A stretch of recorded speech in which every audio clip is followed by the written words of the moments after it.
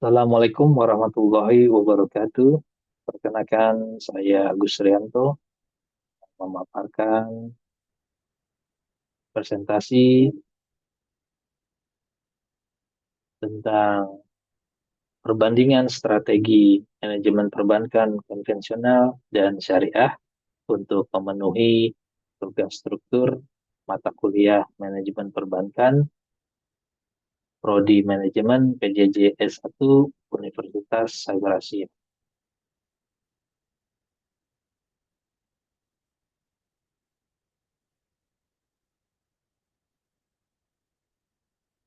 Perbedaan falsafah antara perbankan konvensional dan syariah sebagai berikut,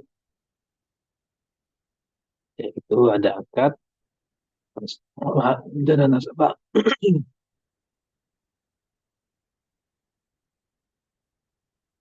struktur organisasi, dan kewajiban mengelola zakat. Dan pokok antara bank konvensional dengan bank syariah tak pada landasan falsafah yang dianutnya. Bank syariah tidak melaksanakan sistem bunga dan seluruh aktivitasnya, sedangkan bank konvensional justru kebalikannya. Hal inilah yang menjadi perbedaan yang sangat mendalam terhadap produk-produk yang dikembangkan oleh bank syariah.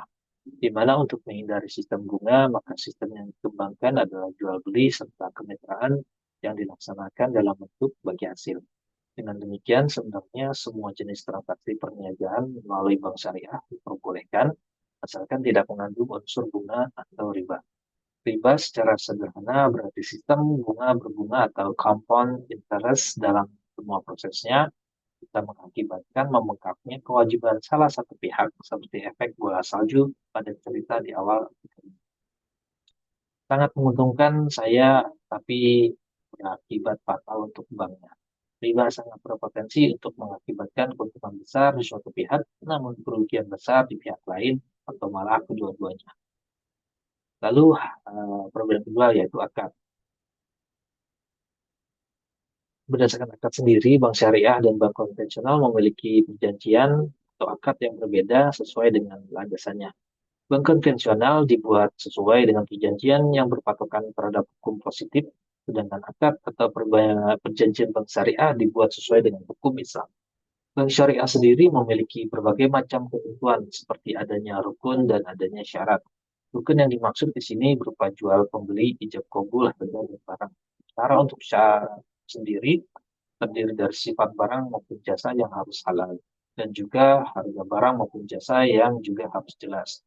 Semua transaksi yang dilakukan di bank syariah harus berdasarkan akad yang didasarkan oleh syariah Islam, berdasarkan Al-Quran dan hadis dan telah difatwakan oleh Majelis Ulama Indonesia seperti akad al-mudarabah bagi hasil al-musyarakah perkongsian, al-musyakad kerjasama tani, al-bahi bagi hasil al-ijarah sewa nyewa dan al-wakalah keagenan. Yang ketiga, konsep pengelolaan dana nasabah. Perbedaan yang paling mencolok antara bank syariah dan konvensional adalah sistem pada pendapatan usahanya. Bank syariah sendiri menerapkan sistem pendapatan usaha dengan sistem bagi hasil. Syariah sendiri mengharamkan riba dan lebih mendorong sistem bagi hasil. Meskipun keduanya bertujuan sama untuk memperoleh keuntungan dari pemilik dana, akan tetapi caranya berbeda. Perbedaan itu yaitu bagi hasil biasanya jumlahnya dibuat ketika waktu akad atau perjanjian berdasarkan pedoman yang berpatokan pada untung rugi. Serta bunga bank biasanya ditentukan saat waktu perjanjian berdasarkan asumsi untuk selalu untung. Besarnya persentase bunga bank disesuaikan dengan jumlah dari modal yang dikreditkan. Pembayaran bunga biasanya tetap tidak melihat untuk mau untung maupun rugi. Pembayaran bunga tidak akan meningkat walaupun keuntungan semakin meningkat. Kewajiban mengelola zakat. Bank syariah diwajibkan menjadi pengelola zakat, yaitu arti wajib membayar zakat, menghimpun, mengadministrasikan, dan mendistribusikan. Hal ini merupakan fungsi dan peran yang melekat pada bank syariah untuk memobilisasi dana-dana sosial seperti zakat, infak, dan sedekah. Di dalam struktur organisasi, suatu bank syariah diharuskan adanya Dewan Pengawas Syariah atau DPS. DPS bertugas mengawasi serta segala aktivitas bank agar selalu sesuai dengan prinsip-prinsip syariah. DPS ini dibawahi oleh Dewan Syariah Nasional atau DSN. Berdasarkan laporan dari DPS pada masing-masing lembaga keuangan syariah, DSN dapat memberikan teguran jika lembaga yang bersangkutan menyimpang. DSN juga dapat mengajukan rekomendasi kepada lembaga yang memiliki otoritas seperti Bank Indonesia atau Departemen Keuangan untuk memberikan sanksi. Demikian perbedaan bank konvensional dan bank syariah.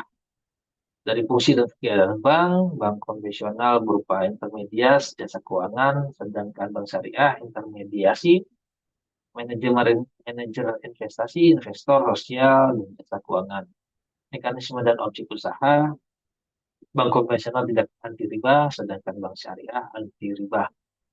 Prinsip dasar operasi bebas nilai, sedangkan bank syariah tidak bebas nilai.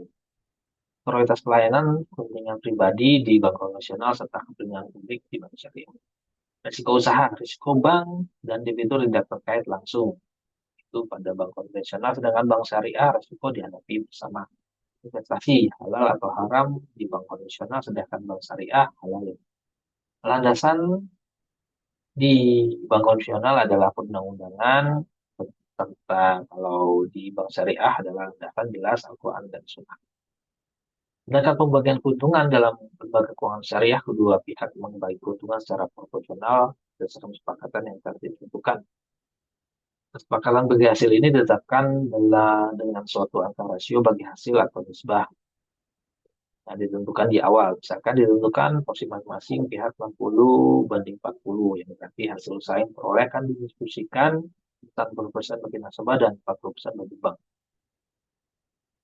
Terima kasih. Demikian adalah perbedaan dari perbankan konvensional dan syariah.